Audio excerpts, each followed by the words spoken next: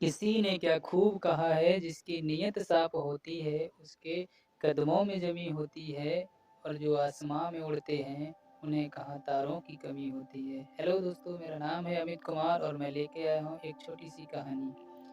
ये कहानी है एक सौदागर की, जो बाहर विदेशों में व्यापार किया करता था। एक बार की बात है, सौदागर व्यापार के लिए समुद्री यात्रा कर रहा था।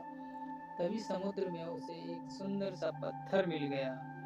वो पत्थर उसे जब मिला तो उसने सोचा, इसकी हमें एक भगवान की मूर्ति बनवानी चाहिए, जो हम अपने घर में रखेंगे और पूजा करेंगे। तो वो उस पत्थर को लेकर एक मूर्तिकार के पास गया, जो वहाँ का जाना-माना बहुत ही प्रसिद्ध मूर्तिकार था। जब वह मूर्तिकार के पास पहुँचा तो उसने वो पत्थर उस मूर्तिकार को दिया और कहा, इसकी एक सुंदर सी मूर्ति बना दीजिए, जो हम अपने प्रभु को अपने घर में रख सकें और उसकी पूजा कर सकें। इस प्रकार उस मूर्तिकार ने उस सौदागर से कहा, जी हुजूर, मैं इस पत्थर की एक सुंदर सी भगवान की मूर्ति बना दूँगा और आप कुछ समय के बाद आना और ले जाना इसे आके। और इतनी बात कहने के बाद वो सौदागर वहाँ से चला गया।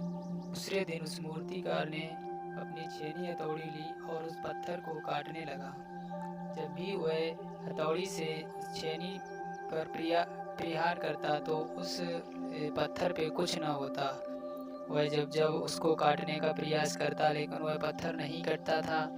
ऐसा उसने बहुत बार किया और वो काफ़ी समय तक उस पत्थर को काटने के लिए परेशान भी रहा। आखिर में उसने हार मान ली।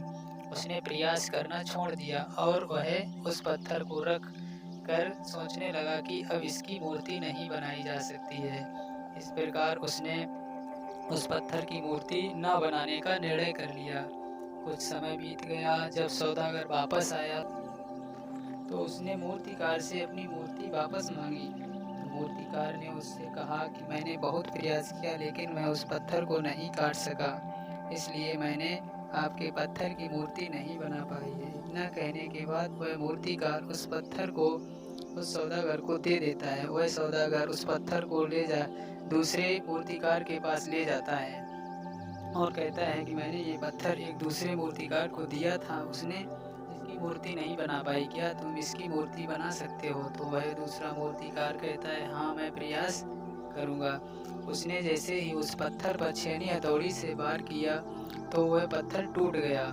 ऐसा सब कुछ देखकर वह सौदागर मन ही मन में सोचने लगा, काश उस पहले वाले मूर्तिकार ने एक और प्रयास कर लिया होता तो वह इस पत्थर को तोड़ देता और मूर्ति बना लेता। इस प्रकार दोस्तों, कहा जाता है कि हमें बार बार प्रयास करने के बाद भी अगर सफलता ना मिले तो हार नहीं माननी चाहिए। दोस्तों, इस कहानी से हमें ये तो पता हो ही गया होगा कि हमें बार बार प्रयास करते रहना चाहिए। पता नहीं हमारा अगला प्रयास ही हमें सफलता तक पहुंचा दे। तो आप लोगों को ये स्टोरी कैसी लगी, हमें कमेंट करके ज़रूर बताइएगा। Thank for watching.